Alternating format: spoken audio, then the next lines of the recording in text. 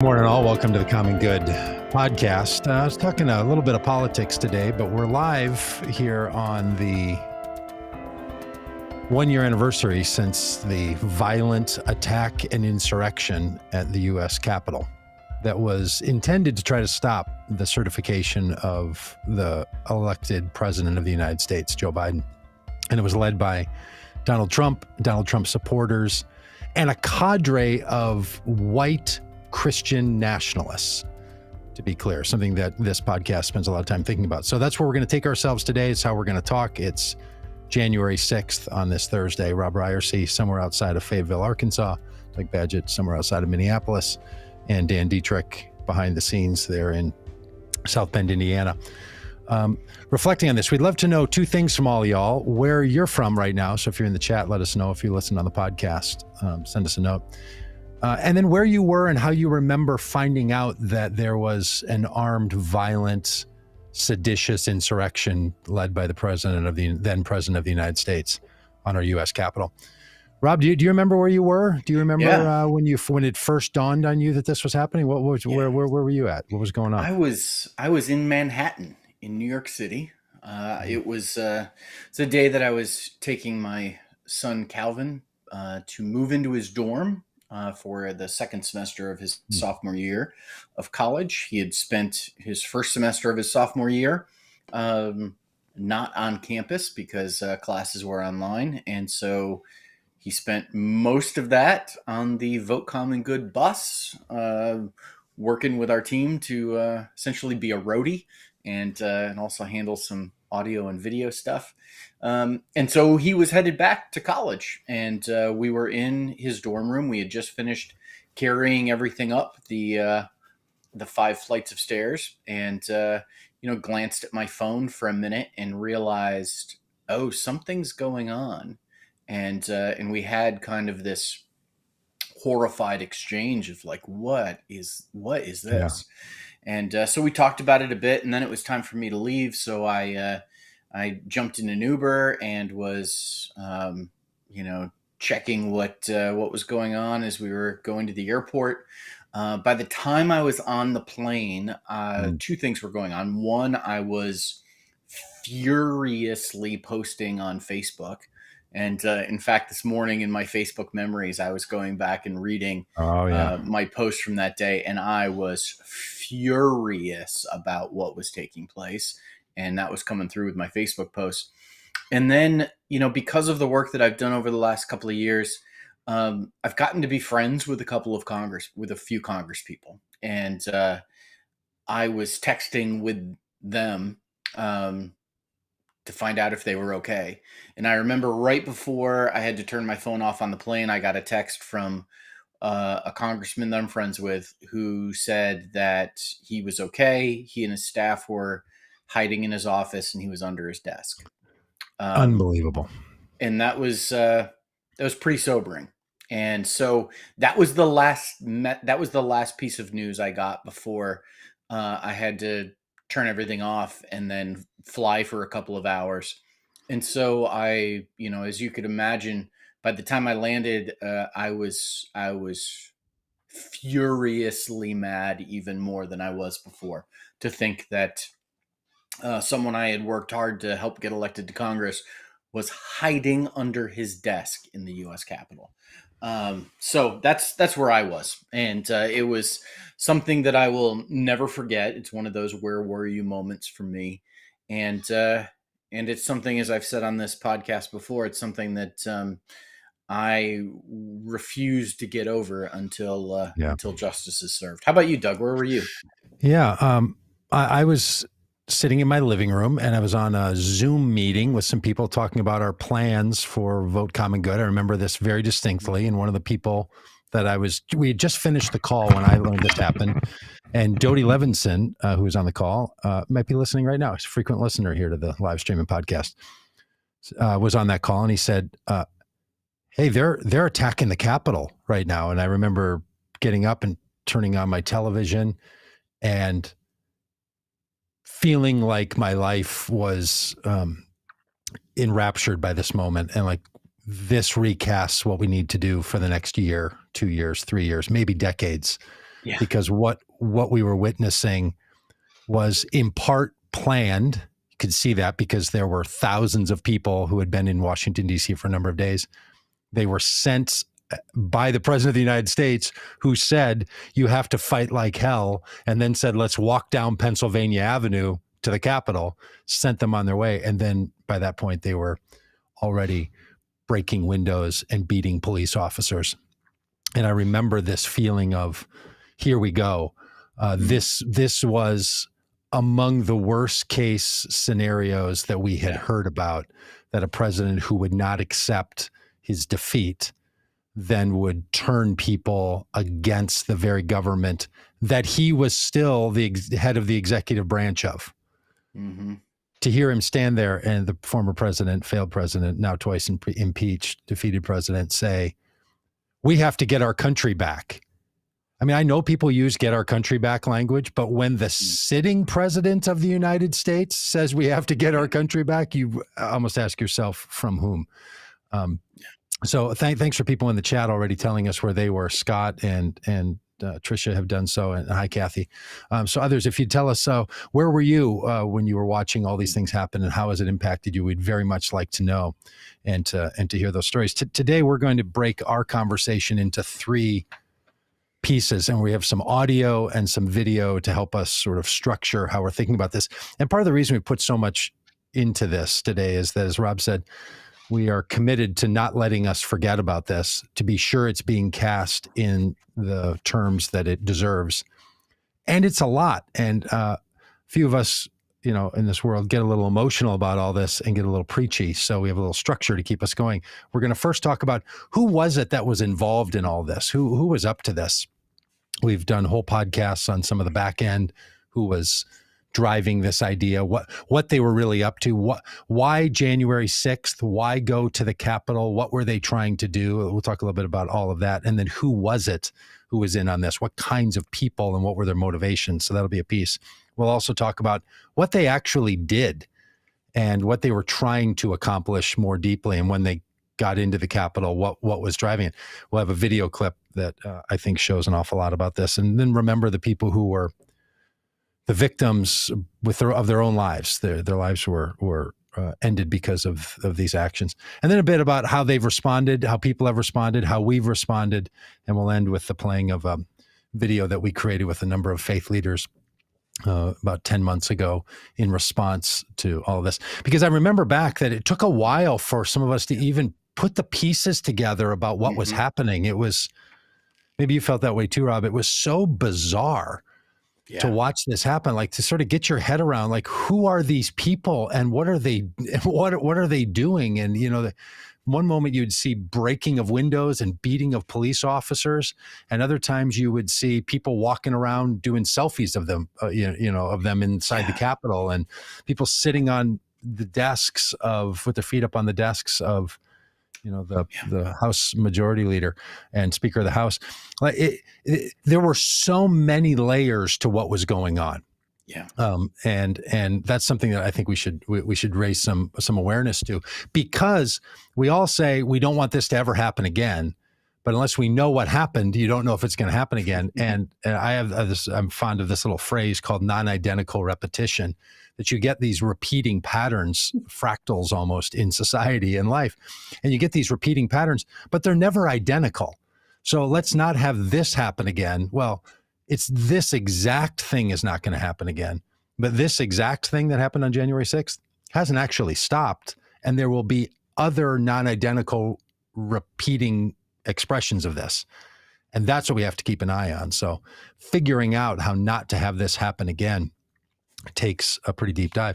And Rob, I'll give you a chance to respond to that, but I just want to say, I listened to the President of the United States and the Vice President today in their public address. I thought they were stellar. I loved it. Loved how they framed it in the terms of we the people. They framed it in the terms of the Constitution. We might make a whole podcast out of what they did, so you can listen to it if you haven't had a chance to hear it yet. And then Joe Biden came out and very directly laid the blame on this then sitting president of the United States for what he did and the lies he has continued to spread since then. What were the lies that got people to the Capitol, and what have been the lies over the last 365 days about what happened on those days, how it's been recast. So we'll talk about that. Who was it, what they did, and how people responded. Yeah.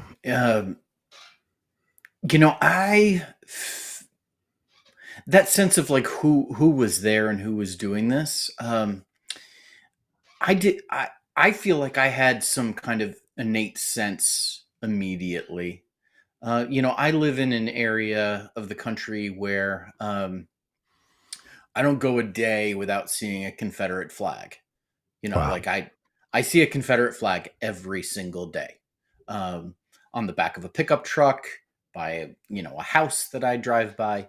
I and so that sense of um, angry people who can't get over it. Um, I feel like I know those people. In fact, that guy who famously had his feet up on Nancy Yeah. Pelosi's desk, about 20, From your 25 miles from here, Yeah. Yeah. He's your neighbor. He's your neighbor you're called to love. Yeah. My best, okay. I mean, this is how small the world is. My best friend's brother, had that guy sleeping in his basement for a couple of nights. I mean, there's not 6 degrees of separation between me and that guy. So I had this sense of like, wow, I know who these people are. I think the thing that overwhelmed me was, I can't believe they actually did this. It was the move from the rhetoric. And, we taught you, Doug, you mentioned that, take America back. And I struggle with the revolution rhetoric, whether that's, I have worked on the progressive end of things where there's a lot of revolution rhetoric that's included in what's taking place. That fighting, that military, that take America back rhetoric. I think what it does is it causes unnecessary divisions, and it's not precise, it's not nuanced, it's not accurate. And so, it was amazing to see this group of people really kind of ginned up and into this, that they were willing to do these very things. There's a podcast out that's put out kind of by MSNBC, and it's one of the best-selling podcasts right now, most listened to, called American Radical. Gets into the story of one person, a woman who died in the actual actions of that day. She was on the bottom of a group of people being trampled in a small area, and she had some medical conditions and she died.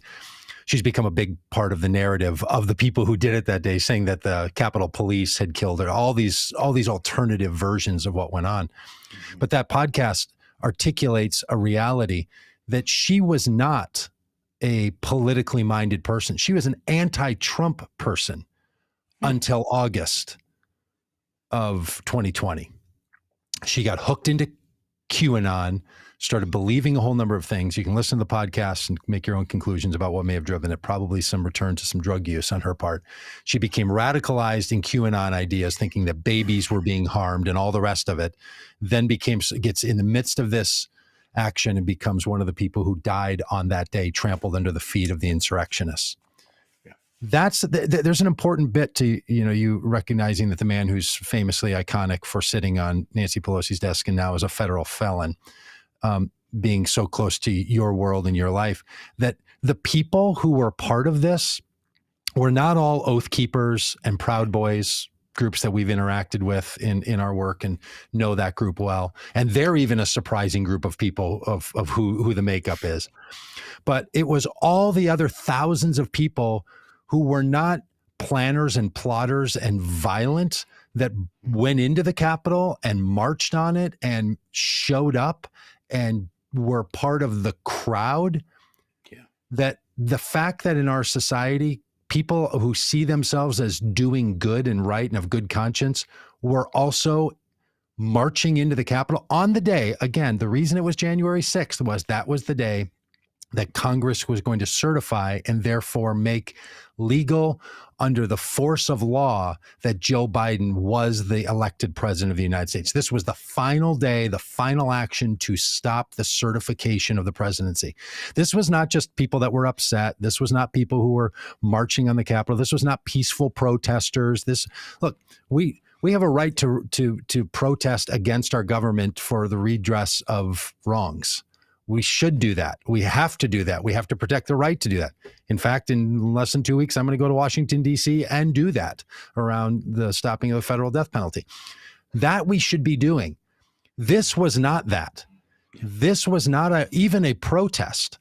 This was an action designed to implore Mike Pence or to capture Mike Pence or to harm members of Congress so they could not certify Joe Biden as the next president of the United States. That's what it was 100% about. And the people doing that was this odd collection of people that were hyper political, white supremacists, Christian nationalists, and a bunch of people who got swept up in some really wrong, bad, and harmful ideas. So another podcast that people like to listen to, in addition to this one, an American Radical, probably the top 3 podcasts in the country right now, is one called The Daily.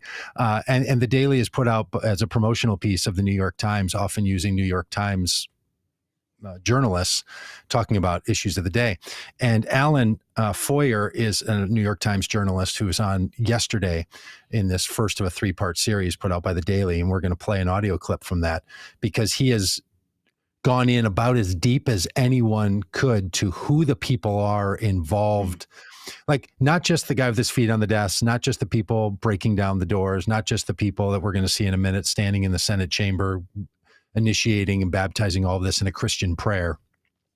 But who are all the other people? And here's about 3 minutes of his description of what he has found and what public records indicate of the hundreds, I think more than 700 people who now have criminal charges brought against them.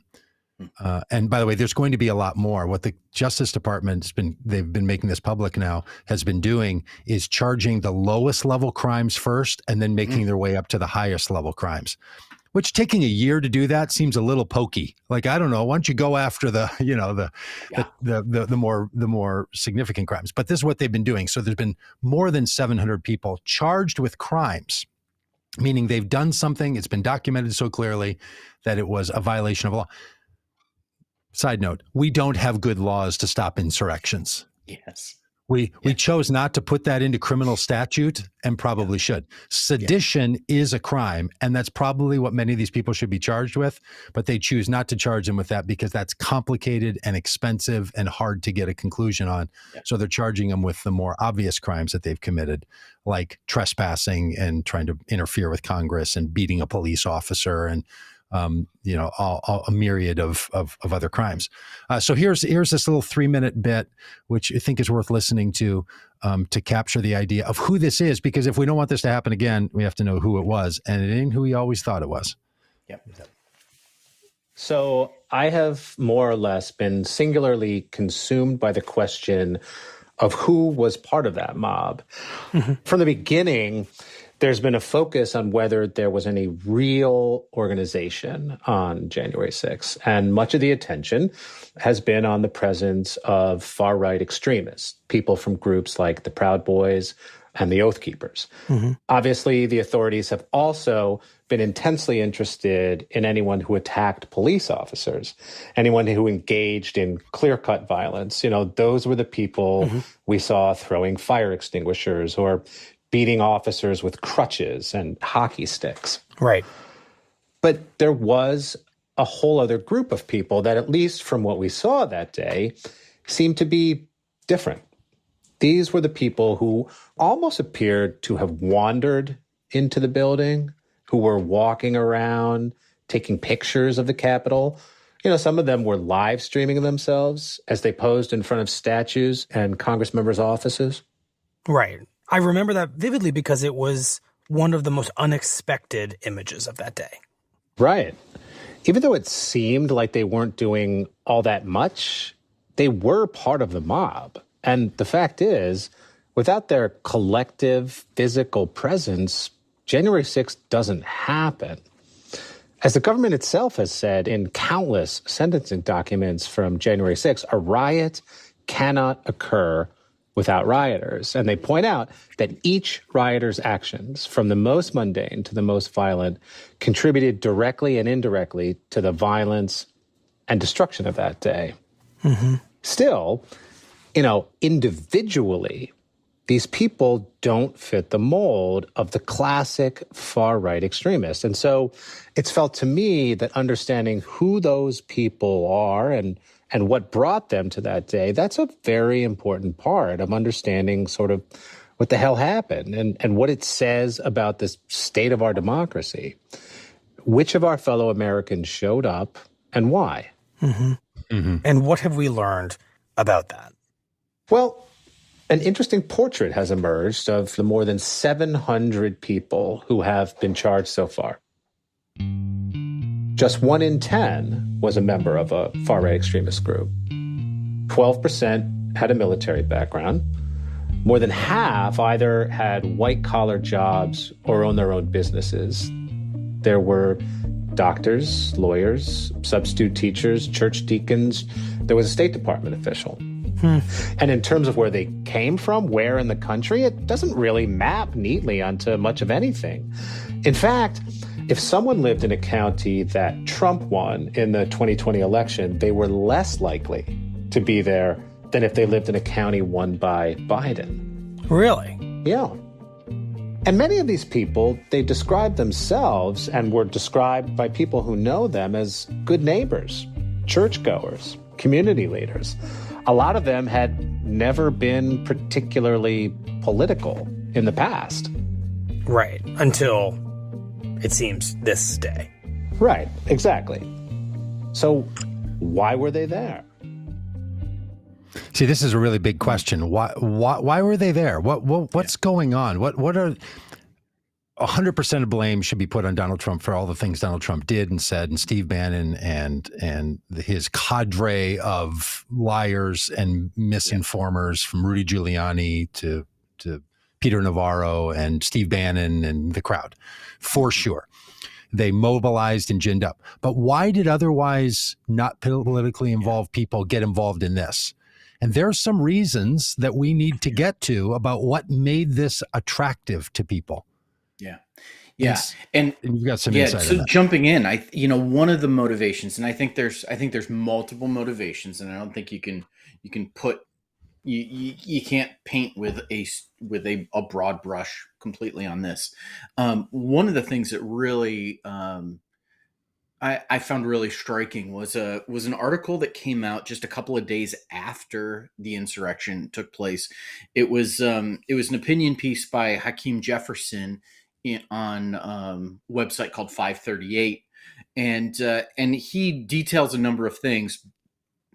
His basic contention is that this was much more about preserving white supremacy than even being about Donald Trump.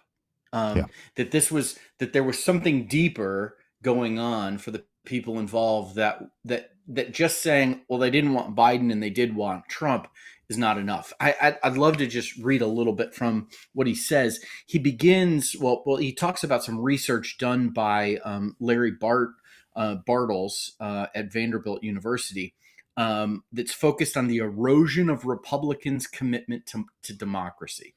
So this is what he says. The support expressed by many Republicans for violations of a variety of crucial democratic norms is primarily attributable not to partisan affect, enthusiasm for President Trump, political cynicism, economic conservatism, or general cultural conservatism, but to what I have termed ethnic antagonism. The single survey item with the highest average correlation with anti-democratic sentiments is not a measure of attitudes toward Trump, but an item inviting respondents to agree that, quote, discrimination against whites is as big a problem today as discrimination against blacks and other minorities, Not far behind them are items positing that things have changed so much that I often feel like a stranger in my own country, that immigrants get more than their fair share of government resources, that people on welfare often have it better than those who work for a living, that speaking English is essential for being a true American, and that African Americans need to stop using racism as an excuse. I mean, the things that correlate with a willingness to subvert democracy more than anything else are what are essentially white supremacist attitudes. And so this column concludes with this. We must characterize them as they are. They are a dangerous mob of grievous white people worried that their position in the status hierarchy is threatened by a multiracial coalition of Americans who brought Biden to power and defeated Trump. Making this provocative point, Coates wrote, "It is often said that Trump has no real ideology, which is not true. His ideology is white supremacy in all its truculent and sanctimonious power."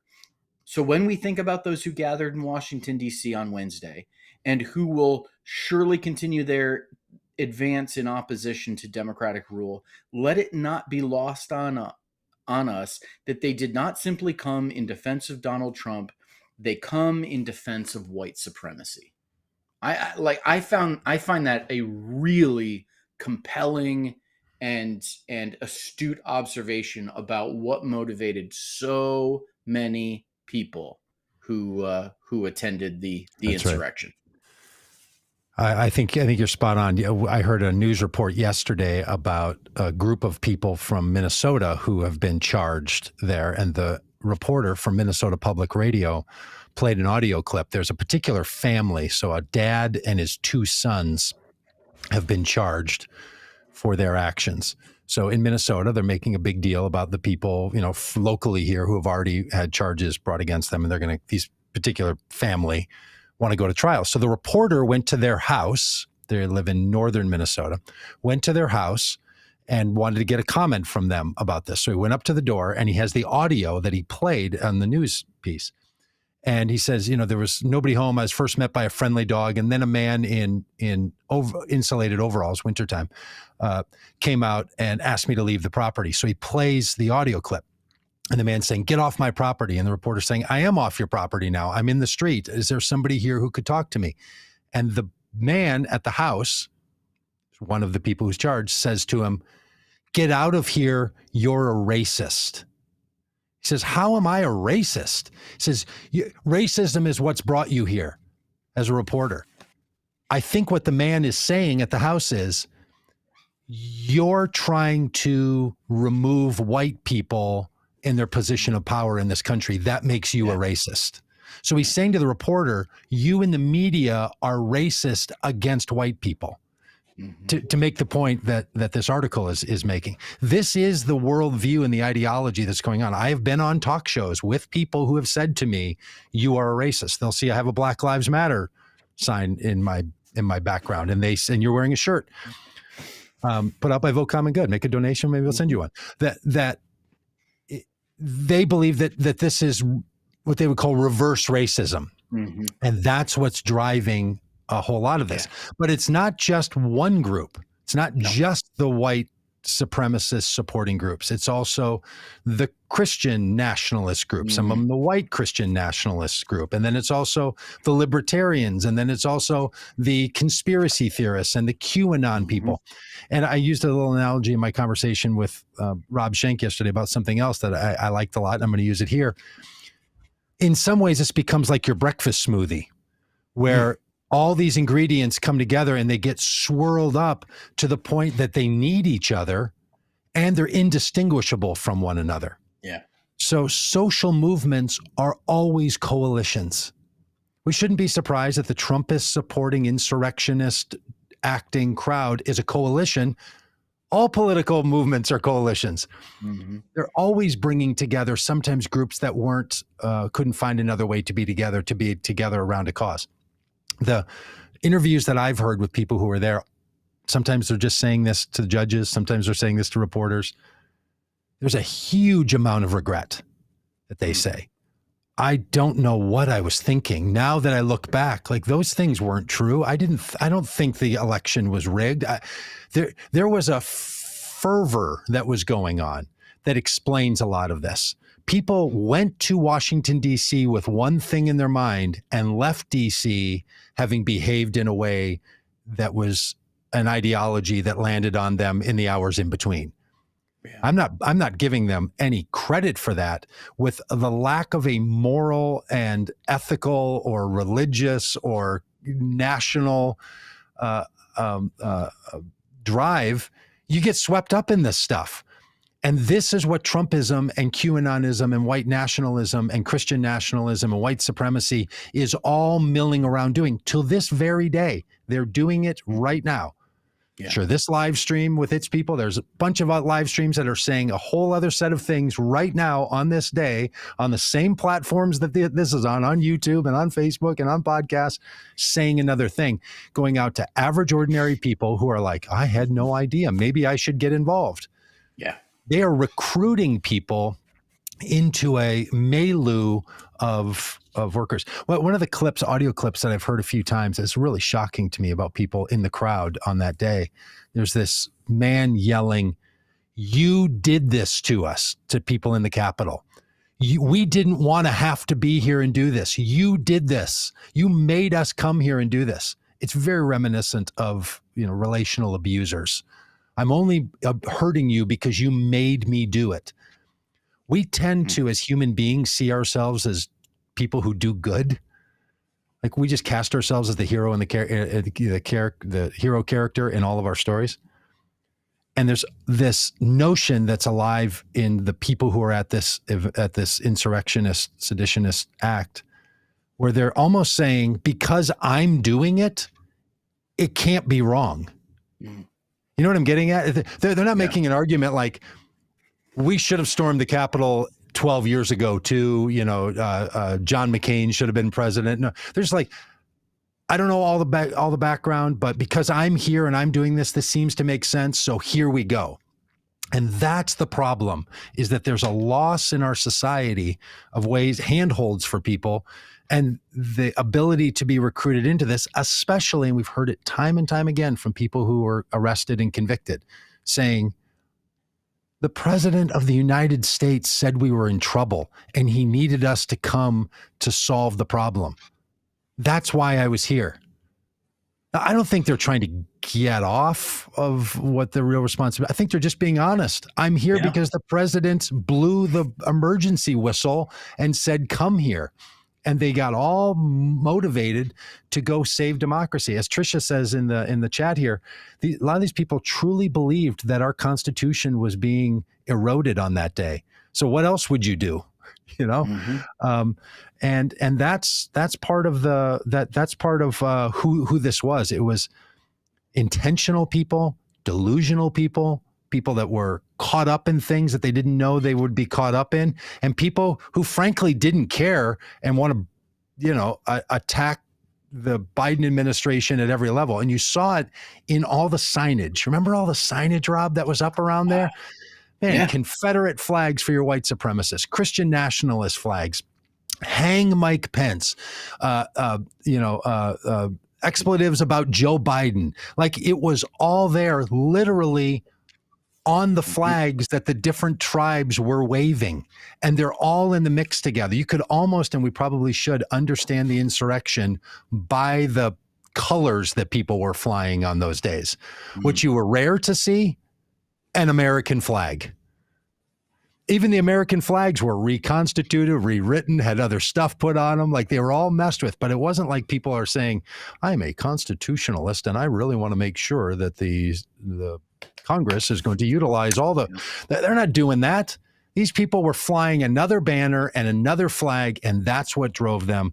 And the president of the United States and all of his white supremacist Christian nationalists, stop the government crowd was all up on this. So that's my feeling on who it was that was in on all this. Anything else on that section?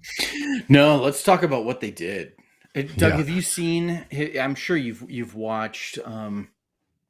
The New York Times put together a really remarkable compilation of cell phone video from the day and put it together and in chronologically and mapped it out, and you could see showing where in the Capitol things were taking place. It's really an unbelievable. It's lengthy, but it's an unbelievable documentation of the absolutely stunning events that took place, the things that the mob did.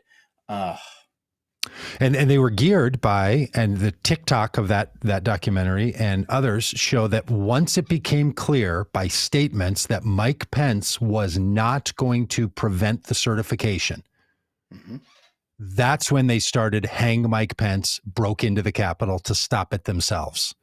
So these weren't people. I mean, the messaging was clear. You see people with phones saying, Mike Pence is saying he's not going to stop it. We have to go. And that's when they go. So this was not just people upset about the election. They were specifically trying to accomplish a certain thing, somehow again believing that if Donald Trump isn't the president, all of this stuff is lost. So what is it that's rooting someone to believe that Donald Trump was holding it together? Well, the only thing it wasn't tax cuts, right? Because those were put into place 3 years earlier and there were none on the horizon. It was a narrative that said, we want to make America go back to its previous greatness. There's no way to interpret that in ways that feel like contemporary America at all. And so Trump saying you have to fight like hell and take on the Congress because they're bad people, and if you don't fight, they're going to take your country from you.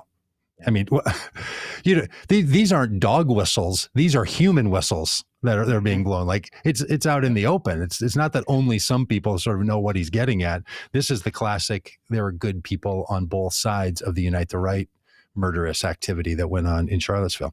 Okay, so one of the things that they did is they went into the U.S. Capitol. They went into the Senate chamber, into the dais of the Senate, and prayed a prayer. One of the most famous characters from all of this is the QAnon shaman, a Christian proclaiming person, and his cadre of other Christians got into the dais and then prayed a prayer in there. And I have broken this prayer down. I've watched it numerous times, and you can hear all the arguments of the Christian nationalists who I know and are friends of mine who hold these views. They're all in there, from the globalists to the anti-Christian people to the people who want to include everyone. Like, it's an anti-American prayer, and it is so disturbing. And we're going to show the video of it. It was captured by a reporter in the dais. You can watch the whole thing. Few things to notice. There's a point where the shaman takes his horns off. Now he calls himself the QAnon shaman, so he takes his horns off that he's wearing, but then realizes he still has a stocking cap on under it. So he pauses and takes the stocking cap off before he launches into a prayer that ends with "in Jesus' name," right? That blesses all of this. This idea that you see in the middle of this, these guys have broken into the Capitol. They are basically holding hostage this room by threatening the Capitol Police that are in the room, like saying there's thousands of us out there. You better let us stay in here or you're going to die. Like, it's craziness. But they want to make sure they take their hats off when they pray their Christian nationalist prayer. There's this just convoluted, broken, and then you think there's a proper way to pray a prayer of insurrection. There's just something about it that is so absurd that it's dangerous. And you see it in all this. I mean, they have to act with respect. Here we go. All the way back to the monument. DC. Jesus Christ, we invoke your name. Amen. Let's all say a prayer in this sacred space. Thank you, Heavenly Father, for gracing us with this opportunity. Thank you. Let me take it back. Thank you, Heavenly Father. Amen. For this opportunity to stand up for our God-given unalienable rights. Thank you, Heavenly Father, for giving the inspiration needed to these police officers to allow us in this building, to allow us to exercise our rights, to allow us to send a message to all the tyrants, the communists, and the globalists, that this is our nation, not theirs. Yes. That we will not allow the American way of the United States of America to go down. Thank you, divine, omniscient, omnipotent, and omnipresent Creator God, for filling this chamber with your white light of love, with your white light of harmony. Thank you for filling this chamber with patriots that love you and that love Christ. Thank you, divine, omniscient, omnipotent, and omnipresent Creator God, for blessing each and every one of us here and now. Thank you, divine Creator God, for surrounding and filling us with your divine, omnipresent white light of love and protection, peace and harmony. Thank you for allowing the United States of America to be reborn. Thank you for allowing us to get rid of the communists, the globalists, and the traitors within our government. We love you and we thank you. In Christ's holy name we pray. Amen! It's just one of the more disturbing things to see, right? Especially those of us from religious traditions and Christian traditions, to see these people cast this. I mean, they stand there and scream, this is being done in Jesus' name. And then he goes on in the prayer and says, Heavenly Father, thank you for giving the police the wisdom to allow us into this chamber. One of the things I was furious about that day was how the police at sometimes were just giving passage to these guys. Yeah. But you heard the man at the very beginning. I watched it a bunch of times so I can break it down, like a Browns a football commentator talking about the most recent loss. You can just break the whole thing down. He says, there's a line of us that go all the way back to the monuments. Like, you hear the part we didn't share, and he's just basically saying, you don't have a chance. Like, there's 100 of you in this room. There's thousands of us out there. You better let us stay here. And then they kick into this, thank you for overcoming the tyrants, the communists, and the globalists. This is our world and not theirs. Mm-hmm. There it is. Our world, not theirs. Mm-hmm. Yeah. Our country, not theirs. For this white light shining in this sanctuary, and patriots, for the love of Christ. I mean, all of it, right? It's just unreal. When people tell you this was just political, you have to remind them it was also racial. When they tell you it was racial and political, you have to remind them it was also Christian nationalists. Mm-hmm. You pull any one of those groups out, and this thing doesn't happen. You don't have enough rioters to be supported by all the other crowds. And the day before, we should look at January 6th as the day that sits in our memories. But January 5th was the day when people organized something called the Jericho marches, and all the same rhetoric the night before on January 5th, when they walked around the Capitol and prayed that the walls would come down. Christians prayed for the collapse of our government, and then walked into that Senate chamber and said, this is the fulfillment of that prayer. That's what was going on. So religious leaders, you better speak up, because this is being done on your watch, under your banner. And I say this as a religious leader. We have to speak out. At the end, we're going to share a video that we've put together. We have a bunch of resources. If you don't know where else to go to sayno-to-christiannationalism.org, a fast website that a bunch of us collaborated together to put up. This is so what they did was they attacked the Capitol to threaten politicians in the name of a political ideology, an ethnic ideology, and a religious ideology. Yeah. And the smoothie that's made of those three are you can't split them apart. It's all of those. Yeah, there are so many things that took place on January 6th inside the Capitol building each one of them so disturbing in their own right. Yes. From, the defecation and the, feces being smeared on the walls. Yeah. Yet that happened. Literally defecated in the Capitol. Ransacking offices of Congress people, the gallows being erected, and the hang Mike Pence chants, the stories that have come out, AOC has talked, Alexandria Ocasio-Cortez has talked about her experience and hiding along with Katie Porter, and fearing for her life, fearing that she would be raped if she was caught and found, and how close people got to where she was hiding. And if you believe that wouldn't happen, these are people that were beating police officers. Yeah. Doing any. You think they get their hands on Katie Porter or AOC or Nancy Pelosi or Chuck Schumer or Mike Pence? You think these people aren't so riled up that violence is going to happen? Absolutely, it was going to happen. That's how they got in the building. Now, would every single one of them have harmed AOC in the same way? No. Would any one of them have stopped the people who would have? No. That's how the whole thing happened. That's what a riotous mob is doing.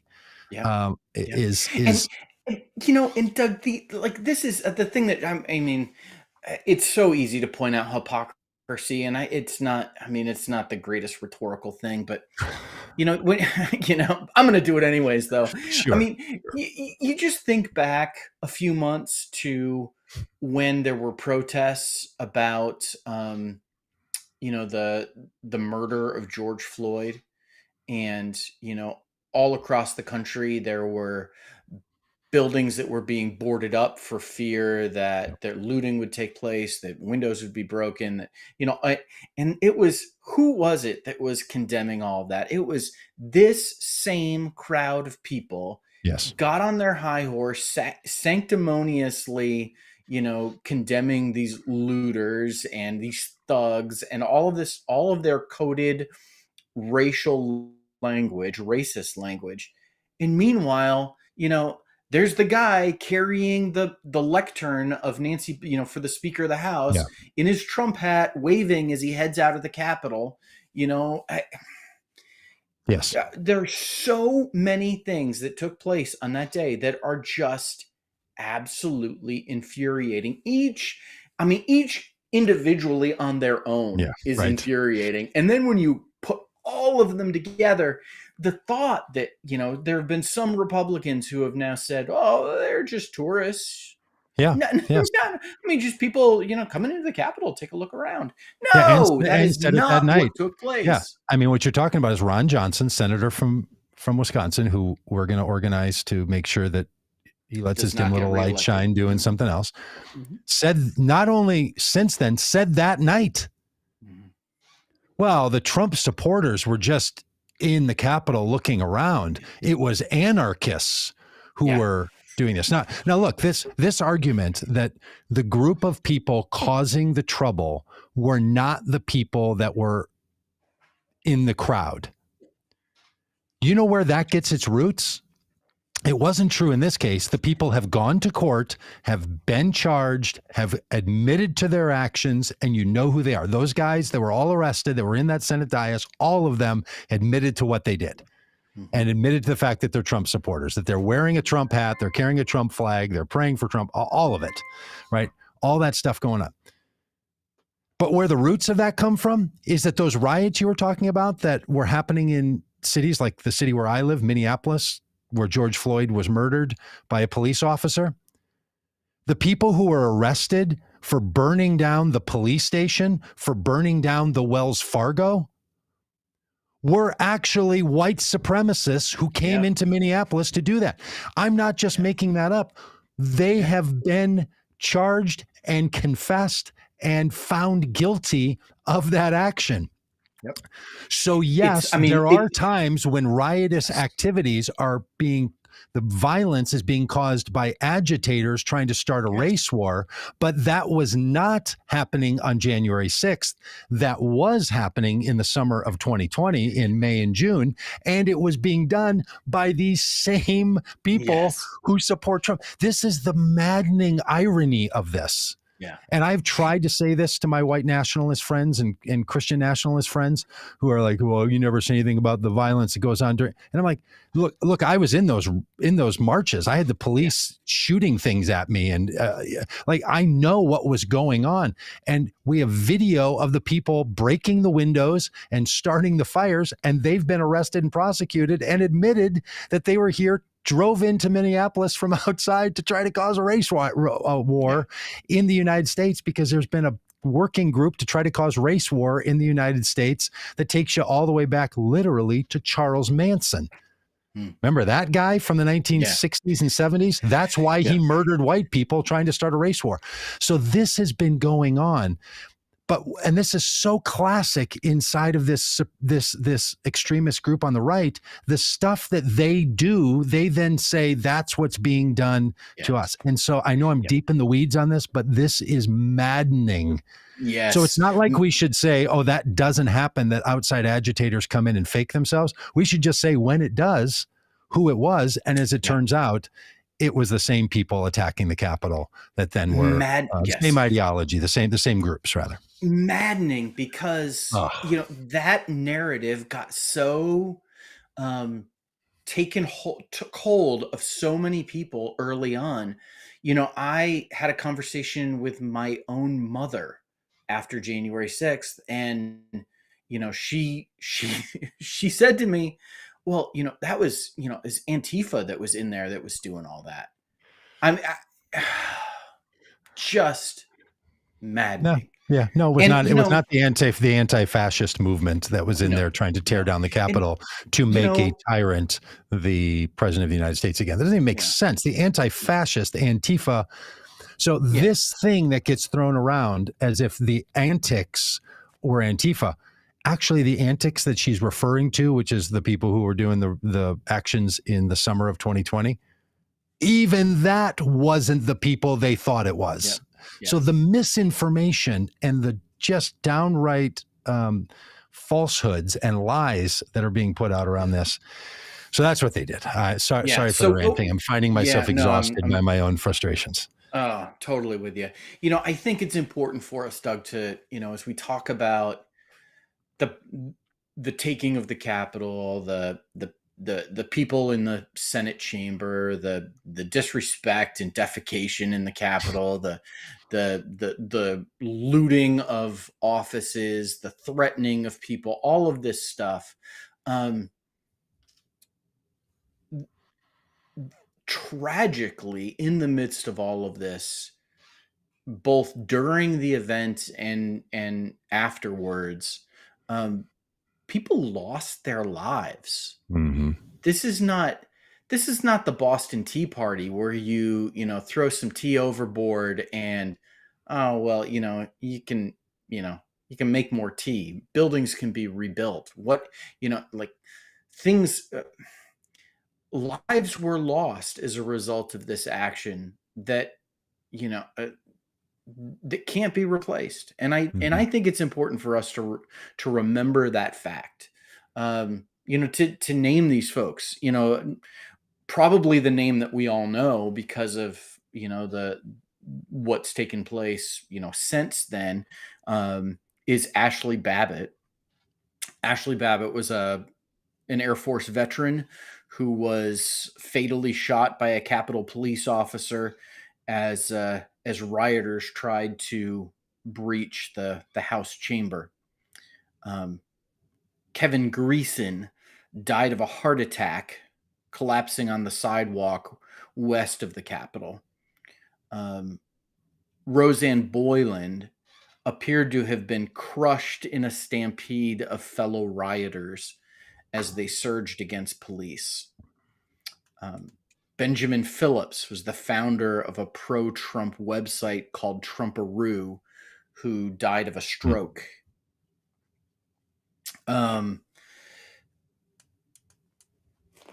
Officer Brian Sicknick of the Capitol Police was attacked by the mob and died on January 7th. Multiple strokes as a result of the trauma that he experienced. Officer Jeffrey Smith of the Metro Police Department killed himself after the attacks.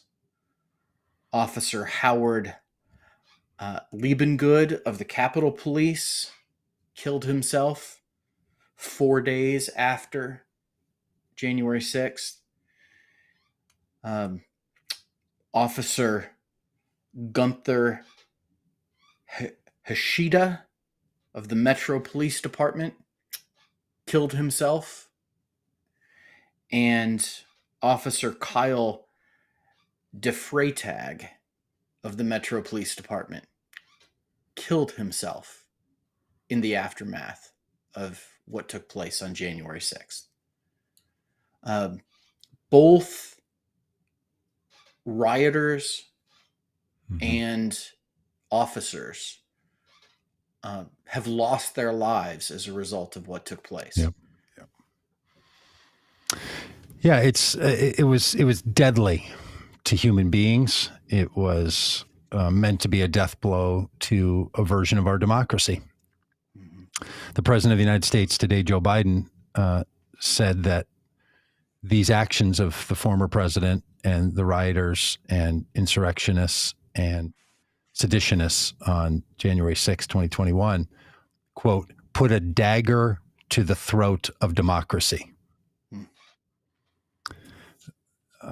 As you know, you articulated, some people died that day and some people died days subsequent because of the actions of that day. Democracy didn't die on January 6th. Are there lasting harm that will be traced back to its end? We don't know that. These are decisions we're currently making in our society. What we have done since then is not seem sufficient to be sure that democracy is going to be the chosen path in future years. We may have just stared down the brush with death, or we may have stared down the death premonition. And we don't know. What seems clear is that for this to, of course, be turned into partisan differences is the only thing that, and I'm just going to lay this squarely on Republicans because they chose to make this partisan. Yep. Even Karl Rove, for whom I have normally very little admiration for his political views and strategies and beliefs. He's written an op-ed where he said, come on, Republicans, fellow Republicans, had Democrats organized a rally to overthrow the election of Donald Trump on that day, you would have been out of your mind. Yep. You're only being silent and being apologists because it was your team and it was your dear leader. Yeah. My editorial in that last sentence. But that's his argument that, of course, let's not even act like this is so. And that's not about hypocrisy. This isn't, like you say, not just simply making you're a hypocrite narrative. It's saying you've chosen to give up. Yes. To swap out what in the religious tradition of Judaism and Christianity, you'd say your birthright for a bowl of porridge. And you do it over and over. We're going to play this little clip from Kevin McCarthy, who has had moments of being serious about what was going on. He's one who now, all reporting has shown, called Trump when it was happening and said, you have to be part of stopping this. And Trump said to him, well, Kevin, maybe you don't love the country the way they do. That man said, what we're going to play here in a minute in his statements to Congress. And since then now has said, no, Trump did everything that he should have done on that day and you couldn't expect anything more of him. And he did all of his stuff. So these have been the responses. So has the bipartisan commission to look into what happened on January 6th. I mean, it's bipartisan only by two former Trump voting Congress members have chosen to try to be part of the leadership of this committee to find out what happened on January 6th, because while Trump's own behavior as president wasn't too much for them, this was. So whatever got you there, glad to have you.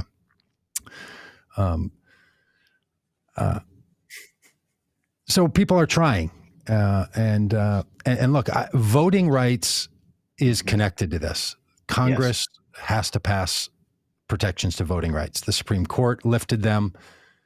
State legislatures are attacking them. They have to be done. But let's not pretend that this was just a voting rights issue. We do need to do voting rights 100% for sure. This attack is not related to voting rights. We're not going to prevent another insurrection by doing the right thing on voting rights. Yep. They're just not, that's not how we get there. These are, in this case, two distinct important pieces: the voting rights and responding to the insurrection.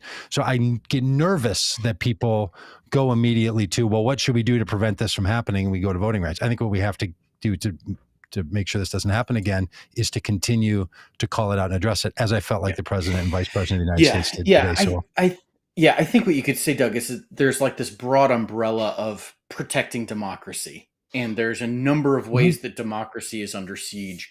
That's good. One of those ways is the restrictions on voting, making voting more difficult, things that are happening in the states, and vote. So addressing voting rights is one way to protect democracy. But the insurrection is a different, a different front in the war on democracy. Yeah, sure it is. And requires a different response. And it requires a response from the Justice Department. It requires a response from the January 6th Commission, and it required a response, in terms of impeaching the president and former president, and I thought he should have been removed from office as well.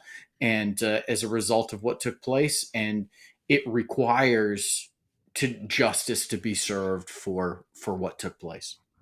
Yeah, I have this metaphor in my mind of automobile safety and what we've done since I was a child around automobile safety. We did two things to make automobiles safe: seatbelt mandates and changing the glass that's in the windshields. It used to be that if somebody shot through a windshield, you'd get cut up and killed by the windshield. The strength of it, and then the shards, that's one of the ways people died all the time in car accidents.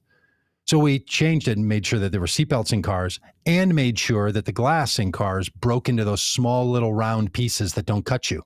If you've ever broken a window in your car, that's what happens to them. This is similar to protecting democracy and voting rights. Yes, we can't just change the windshield makeup and have people still fly through the windshield and say, oh, well, we have to have seatbelts and windshields, and we can talk about airbags, and we can talk about crunch zones. There's a lot of ways to make it safe, but we can't simply say, hey, people are flying through the windshields, let's change the glass. The seatbelts too, have less people fly through the windshields. And if they do, let's change the glass and let's create crumple zones and all the rest.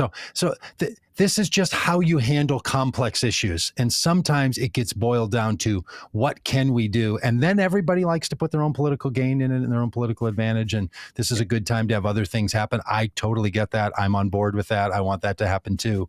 But I just think in this case, we need to talk about two distinct safety features. Yes. Both of which need to go, and not be satisfied if we only get one of the two of them. So should we play that McCarthy quote? I was going to say, but as long as folks like Kevin McCarthy have as much influence and power as they do, it's not going to be safe. So let's play it. So here's the president bears responsibility for Wednesday's attack on Congress by mob rioters. He should have immediately denounced the mob when he saw what was unfolding. These facts require immediate action by President Trump. Accept his share of responsibility, quell the brewing unrest, and ensure President-elect Biden is able to successfully begin his term. And the president's immediate action also deserves congressional action, which is why I think a fact-finding commission and a censure resolution would be prudent. Unfortunately, that is not where we are today. So there's Kevin McCarthy saying Donald Trump bears responsibility and congressional censure is appropriate, and then walked it all back. Yeah. What you say on one day, I mean, I've never agreed with Kevin McCarthy more. More than that. Yep. Trump bears responsibility. He should have acted and didn't. You know, And something that then he all something changed. that he said just brought back just a wave of anger for me that I had forgotten about, was when he referred to Joe Biden as President-elect Biden. Do you remember how they refused to do that in the lead up to all of this? They refused to call him President-elect, and you remember Yep. it was like there were some Republicans who did, and they Yes. got castigated for it, and like, oh, it just and then they're like, the quick thing they did to show that, like, ooh, wow, we were against the insurrection, is they suddenly started using the phrase President-elect. Hey, let's play a little game, Doug. Okay. Let me read you some statements and see if you can guess who said them. All right. These are not setups. I don't know the statements. Other people too. No. Let's have people in the chat to put their comments in if they think so, and we'll pop those on the screen if they're pro-tree. So get ready, Marjorie and Trisha and Scott and Allison and. All right, here we go. Kathy. This statement was made on January 6th. All right. Here's the quote. Okay. Today was a dark day in the history of the United States Capitol.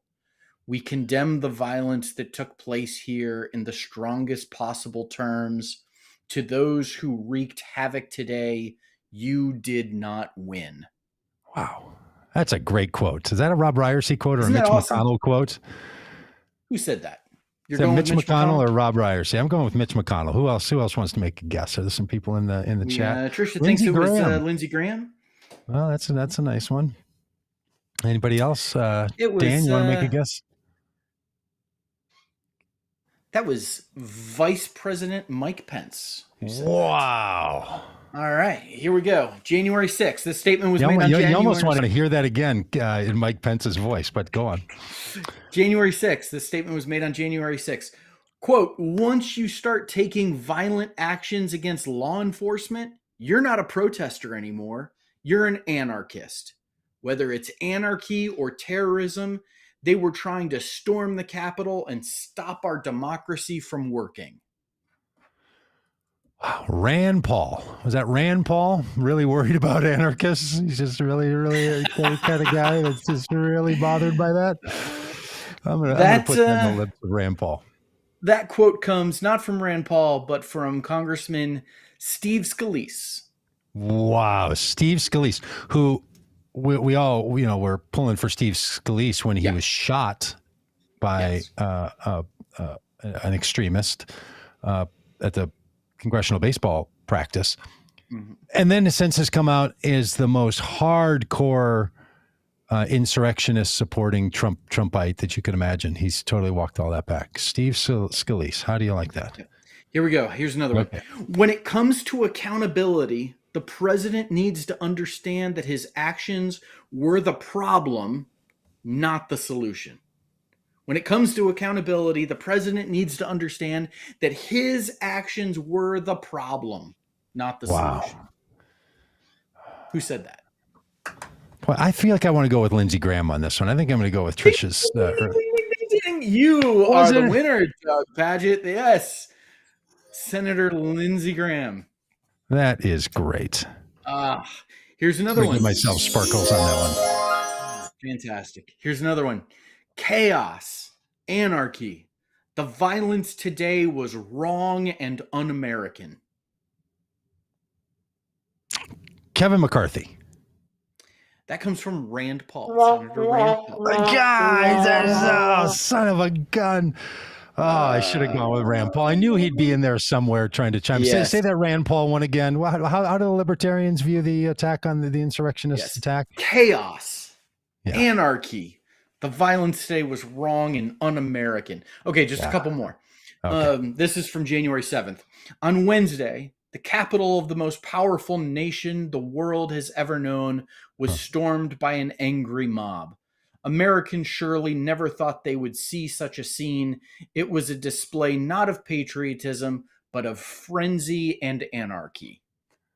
Boy, I like these anarchy things that they're getting at. Give people a chance to guess in the. Yeah.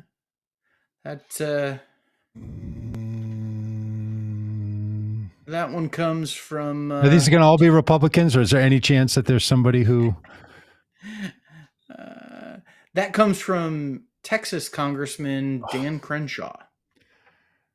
Dan Crenshaw, who many people will recognize by his signature eye patch. That guy. He's been on the bubble if he's coming out against the as a pro-Trumper or anti-Trumper. But that's a good one to hear from. All from right, Crenshaw. two more.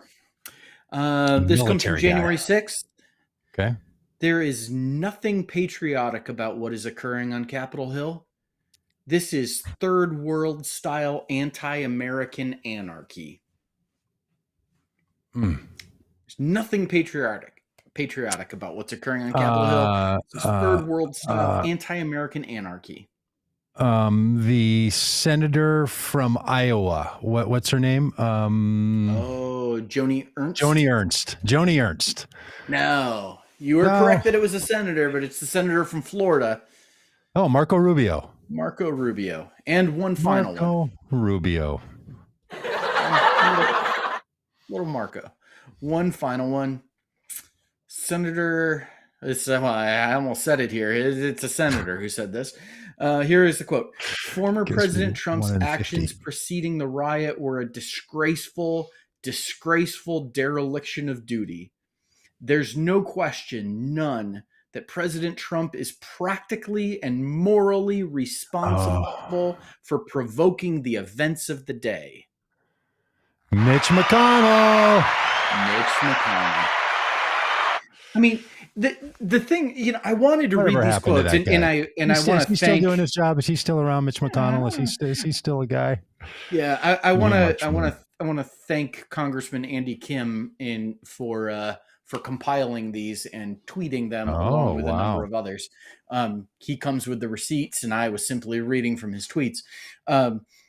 But I think the thing did you just make a rhyme? He comes with the receipts.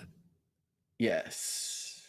And I read his tweets. Yeah. You like that? You just did that. Yeah, it's good. So listen, I want to say this. I mean, the reason I wanted to read some of these is because they are all appropriate. Yes. Maybe not exactly how I would state it. I probably wouldn't, compare things to a third world country because there's a certain amount of, parochialism and xenophobia in that. Right.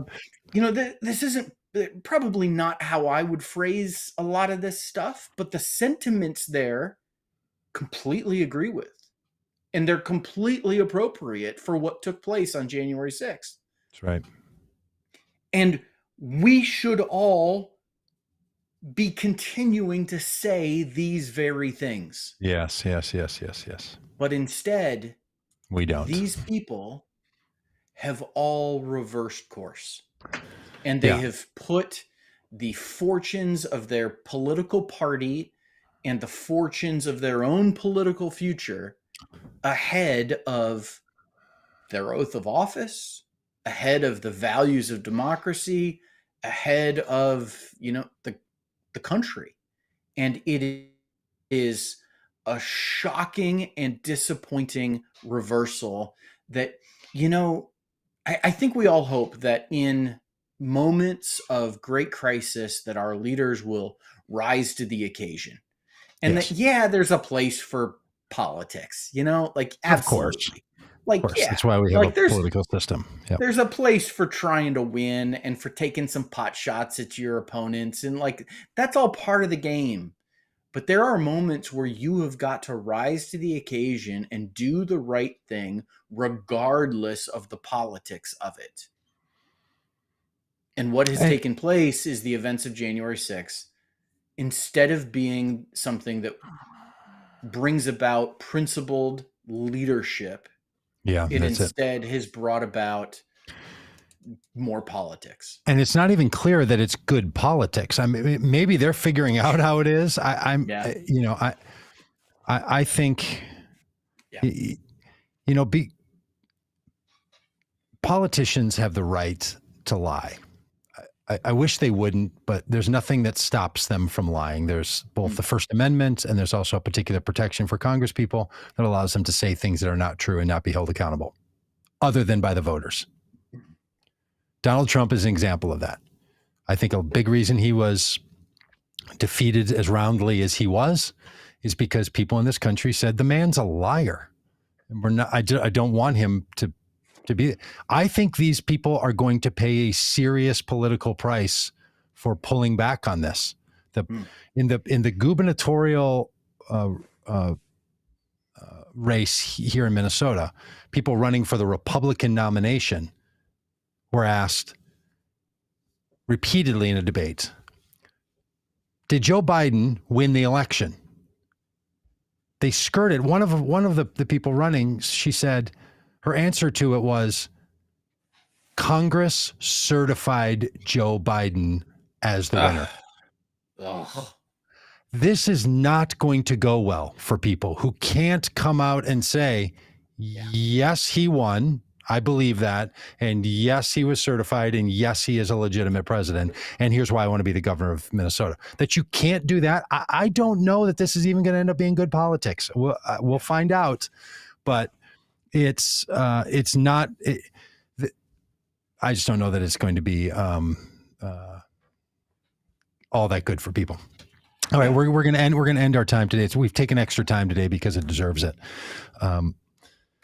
And unlike some other things where we just try to maybe get it off of our docket by having a longer conversation about it, this one I think we just need to keep on keeping on, as they say. But this final bit we're going to play is a response that a number of us collaborated on writing for faith leaders, particularly from the evangelical tradition, because there's a subset of religious people in Christianity, primarily white evangelicals, white Pentecostals and charismatic groups, and white Catholics who make up the white nationalist supporting efforts of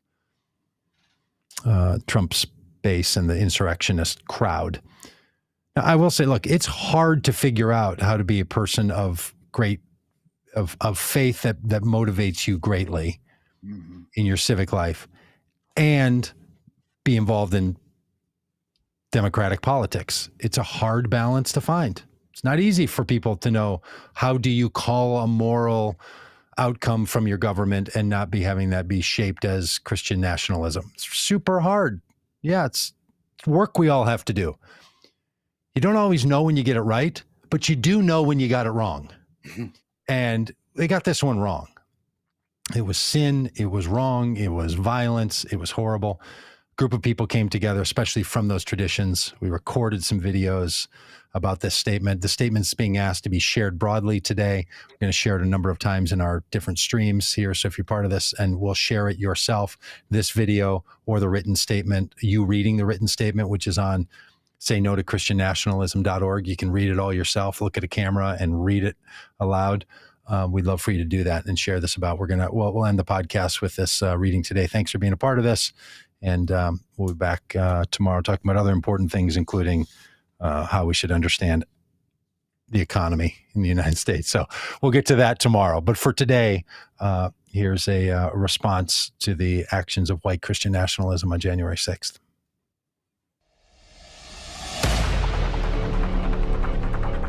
Is this you? This is a Holocaust reference. It means 6 million weren't enough. Is that you? Some of the rioters came to D.C. in the name of God. Some came in the name of Trump. We love you. You're very special. Some can't tell the difference anymore. Can you? Today we ask our fellow Americans, Republicans, Democrats, Independents, Libertarians, people of faith, we need your help. We cannot begin to heal America without you. Choose truth. Choose kindness. Choose lawfulness. Choose America. That is who we are.